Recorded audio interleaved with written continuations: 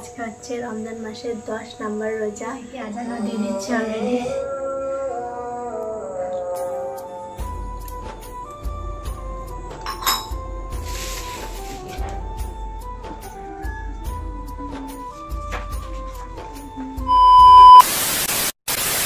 আসসালামু আলাইকুম এভরিওয়ান। তো এখন বাজে হচ্ছে ভোর 4টে।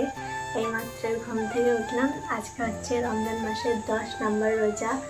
এইমাত্র সেহরি খেতে উঠলাম। আর এখানে কেরালাতে আজান হচ্ছে 5টা 25-এ। আর সেহরির শেষ টাইম হচ্ছে 15-20 এরকম হবে। তো এইমাত্র ঘুম থেকে উঠলাম, সেহরি করব। এখন ব্রাশ করছি, ফ্রেশ হব, তারপরে খাওয়া দাওয়া করে নামাজটা পড়বো। তো চলো আজকে সারাদিন ব্লগটা দেখতে থাকো, সেহরি থেকে ইফতার পর্যন্ত আমি কী করি ফুল ব্লগটা তোমরা দেখতে থাকো।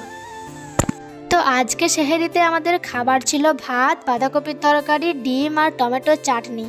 ভাত তো খেতে ভালোই লাগছিল না, কিন্তু সারা দিন যেহেতু রোজা রাখবো, ভোরে একটু ভারী খাবার না খেলেও হয় না। তারপর খাওয়া দাওয়া করে 2টো খেজুর খেয়ে নিলাম। আর আমার তো খেজুর খেতে খুবই ভালো লাগে, সেটা ইফতারে হোক বা সেহরিতে।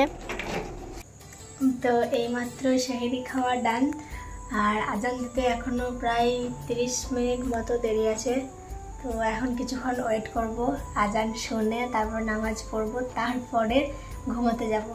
না হলে এখন এত ঘুম লাগছে, যদি ঘুমাতে যাই তাহলে তো আর নামাজই পড়তে পারবো না, ফজরের আজান শুনতে পাবো না। তো এখন আমি একটু রেস্ট করি, বসে থাকি, আজান হওয়ার পর নামাজ পড়ে তারপরে ঘুমাবো।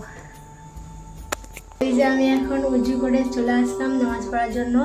আর ওদিকে দেখি আজানও দিয়ে দিচ্ছে অলরেডি। তো এখন আজান কমপ্লিট হয়ে গেল। এখন নামাজটা পড়ে নিই, তারপরে একটু রেস্ট করব, ঘুমাবো, তারপরে উঠে সেই 7টার সময় উঠে আবারও ভ্লগ স্টার্ট করব। তো গাইজ, আমি সেই ফজরের আজান দেওয়ার সঙ্গে সঙ্গে নামাজটা যেই পড়েছি, তারপরে ঘুমিয়ে পড়েছিলাম। আর এই মাত্রই ঘুম থেকে উঠলাম। এখন বাজে হচ্ছে সকাল 7:30 মতো। আর তোমাদের দাদাভাই ওদিকে কাজে বেরিয়ে পড়েছে। ও যেহেতু রোজা রাখেনি, তাই আমাকে আর ঘুম থেকে উঠায়নি। ও নিজে নিজেই উঠে ফ্রেশ হয়ে রেডি হয়ে একদম টিফিন বক্সে ভাত ভরে নিয়ে বেরিয়ে পড়েছে কাজে। তারপরে আমি উঠলাম, উঠে দেখি একদম রাস্তায় চলে গেছে। তো এখন আমার যেহেতু কিছু কাজকর্ম নাই, রান্নাবান্না সেই সন্ধ্যাবেলায় দেখা যাবে। এখন আনাজপাতি কিছুই নাই, তো দাদাভাই নিয়ে আসবে, তারপরে রান্নাবান্না করব। তো এখন চলো আমি কিছুক্ষণ কোরআন তেলাওয়াত করব। সেরকম কিছু কাজকর্ম নাই, তাই কোরআনটা নিয়েই একবার বসি। যেহেতু রমজান মাসে বেশি বেশি কোরআন পড়া সুন্নাত। আর আমি তাড়াতাড়ি কোরআনটা পড়ে শেষ করতে চাই, তো পড়ে নিই। তো চলো এখন নিচে যাই, উজুটা করে আসি, তারপরে কোরআনটা পড়ব।